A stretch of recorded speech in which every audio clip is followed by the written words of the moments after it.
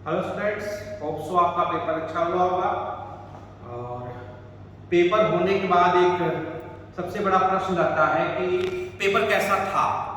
Paper बेटा जैसा आता रहा है वैसा ही था, जैसा कि आपको क्लास पे ऑलरेडी डिस्कस किए हैं कि पेपर हमेशा और हमेशा एनसीईआरटी बेस्ड रहता है। बायो के पेपर की बात करें तो बायो का पेपर हर साल की अपेक्षा इस बार भी एनसीईआरटी बेस्ड था, और जो क्वेश्चन थे उसमें से कुछ क्वेश्चन सीधे सीधे आए हुए थे, तो कुछ क्वेश्चन ट्रिकी टाइप के थे जिसको हमने एनालिटिकल क्वेश्चन कहा था।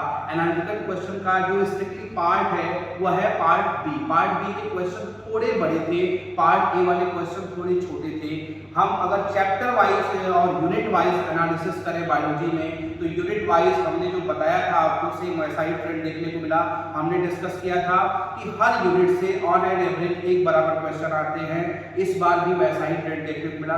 हाँ, जरूर कुछ यूनिट्स ऐसे हैं जिनको सेलेक्टिव एडवांटेज मिला हुआ है, जैसे इकोलॉजी की यूनिट है, जैसे जेनेटिक्स की यूनिट है, जैसे ह्यूमन फिजियोलॉजी की यूनिट है, जैसे सेल बायोलॉजी की यूनिट है। इन सबसे क्वेश्चन कंपैरेटिवली थोड़ा ज्यादा आए हुए हैं। जैसे अगर हम एक चैप्टर को पिक करें, सेल साइकिल सेल डिवीजन, एक छोटा सा चैप्टर है लेकिन उस छोटे से चैप्टर से करीब करीब 6 क्वेश्चन आया हुआ है। क्योंकि जो सेल साइकिल सेल डिवीजन है, हमने पहले की क्लास में डिस्कस किया था कि ये ना बॉटनी वाले पार्ट में आता है और ना जूलॉजी वाले पार्ट में आता है। इसमें क्या क्या है, सेल साइकिल सेल डिवीजन का 4 क्वेश्चन ऑप्ट किया हुआ है, 4 क्वेश्चन दिया हुआ है बॉटनी वाले सेक्शन में और 2 क्वेश्चन दिया हुआ है जूलॉजी वाले सेक्शन में, जिसकी वजह से और जो क्वेश्चन की संख्या है वो बढ़ गई है। 6 नंबर ऑफ क्वेश्चन हो गए हैं। वन बाय वन उन्हीं क्वेश्चंस को हम लोग डिस्कस करेंगे। जैसे हमारे पास हमारे हाथ में जो आज का पेपर है उसका सेट ई है। सेट ई का जो 4th वाला सेट है वो सेट हमारे पास है, उसमें 113 बॉटनी सेक्शन का क्वेश्चन है। Which of the following stage of meiosis involve division of centromere. बेटा डिवीजन ऑफ सेंट्रोमियर हमने पढ़ा है एनाफेज में होता है। माइटोसिस के एनाफेज में डिवीजन ऑफ सेंट्रोमियर होता है, जिसमें सिस्टर क्रोमैटिड सेपरेट होकर अपोजिट पोल को जाते हैं।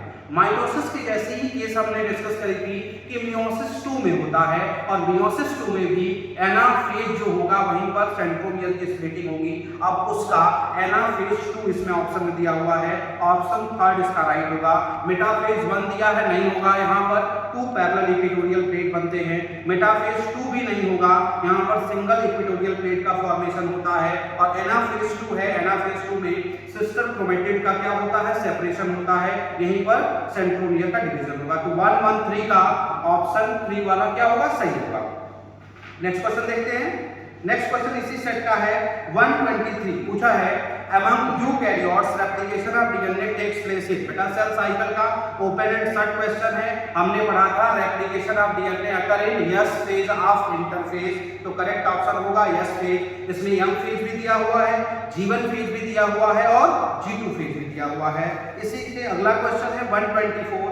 ये है the process of appearance of recombination nodule occur at which sub stage of prophase 1 of meiosis. बेटा जब भी रिकॉम्बिनेशन की बात आए तो रिकॉम्बिनेशन होता है during the process of crossing over, और क्रॉसिंग ओवर प्रोफेज 1 के पैकेटिंग स्टेज में होता है। तो इसका करेक्ट ऑप्शन होगा सेकंड वाला। 124 में सेकंड ऑप्शन राइट है, पैकेटिंग। नेक्स्ट क्वेश्चन देखते हैं इसी चैप्टर का। नेक्स्ट क्वेश्चन है 146। ये मैच द फॉलोइंग वाला क्वेश्चन है।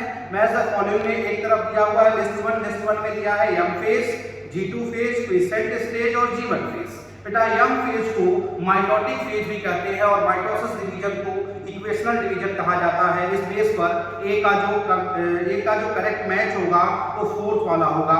अब ए का करेक्ट मैच इस क्वेश्चन में आप देखेंगे, क्वेश्चन पेपर आपके पास होगा तो ए का 4th 2 ऑप्शन में दिया हुआ है, सेकंड और थर्ड, तो फर्स्ट और 4th ऑप्शन वहीं छट गया।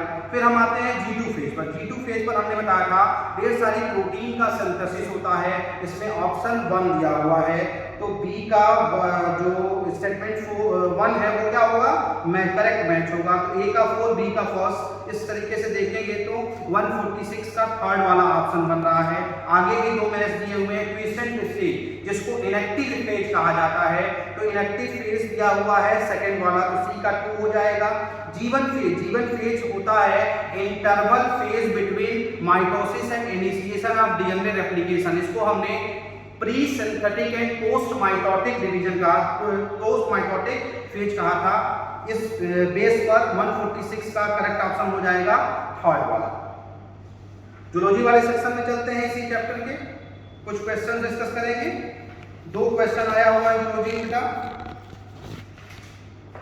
जैसे 191, इसी सेट का 191 है। Select the correct statement, correct statement पूछा हुआ है। सेलेक्ट द करेक्ट स्टेटमेंट में वेरी फर्स्ट स्टेटमेंट है tetrad formation is seen during leptotene. बेटा टेट्राड का फॉर्मेशन होता है ड्यूरिंग जाइगोटीन, ड्यूरिंग जाइगोटीन जब होमोलॉगस क्रोमोसोम की पेयरिंग होती है। तो ये स्टेटमेंट पूरी तरीके से गलत है। फिर दिया हुआ है during anaphase the centromere split and chromatin separate. अभी प्रीवियस क्वेश्चन में हमने डिस्कस किया कि जो माइटोसिस की एनाफेज होती है वहीं पर सेंट्रोमियर का स्प्लिटिंग होता है और क्रोमैटिन का सेपरेशन होता है। क्रोमैटिन सेपरेट करके अपोजिट पोल को जाते हैं। तो बी वाला करेक्ट स्टेटमेंट होगा। फिर दिया हुआ है terminalisation takes place during pachytene. बेटा terminalisation known for diakinesis, diakinesis में जो क्रोमैटिड्स होते हैं, पेयर्ड क्रोमैटिड्स, वो क्या होते हैं, सेपरेट होते हैं। डी सिनेप्सिस की फाइनल स्टेप होती है टर्मिनलाइजेशन। तो इस अकॉर्डिंग ये वाला स्टेटमेंट क्या होगा, गलत होगा।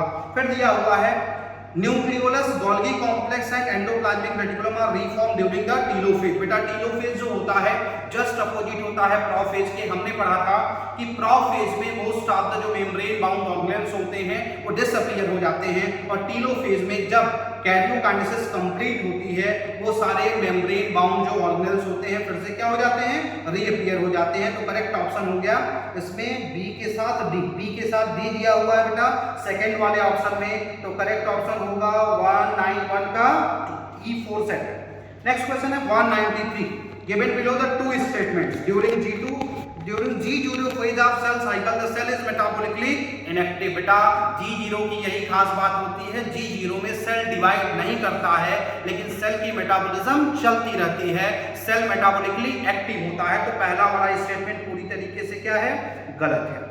सेकंड स्टेटमेंट देखते हैं the centrosome undergoes duplication during S phase of interphase. Very yes, हमने पढ़ा है यस फेज में डीएनए डुप्लीकेट करेगा। सेंट्रोमियर का भी, सेंट्रोसोम का भी डुप्लीकेशन होता है in case of animal cell. और एनिमल सेल में ही चूंकि सेंट्रोसोम पाया जाता है, इसमें एनिमल सेल प्लांट सेल का डिमार्केशन नहीं किया हुआ है, तो स्टेटमेंट 2 को हम करेक्ट मानेंगे। स्टेटमेंट 1 जो है इनकरेक्ट स्टेटमेंट है और स्टेटमेंट 2 है वो करेक्ट स्टेटमेंट होगा। इस तरीके से ऑप्शन देखेंगे तो 193 क्वेश्चन पेपर सेट E4 का 4th वाला सही हो जाएगा। स्टेटमेंट 1 इनकरेक्ट और स्टेटमेंट 2 करेक्ट।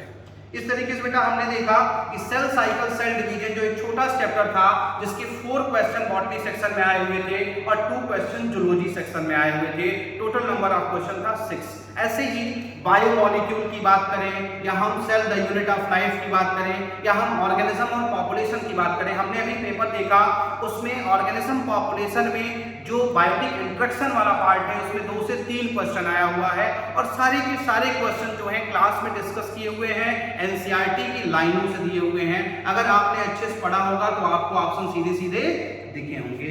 इसके साथ ही हम अभी इस सेशन में इस पेपर क्वेश्चन डिस्कशन की सीरीज को थोड़ा सा ऑफ करेंगे, फिर नेक्स्ट चैप्टर के क्वेश्चंस को हम लोग नेक्स्ट वीडियो में लेकर आएंगे। Thank you.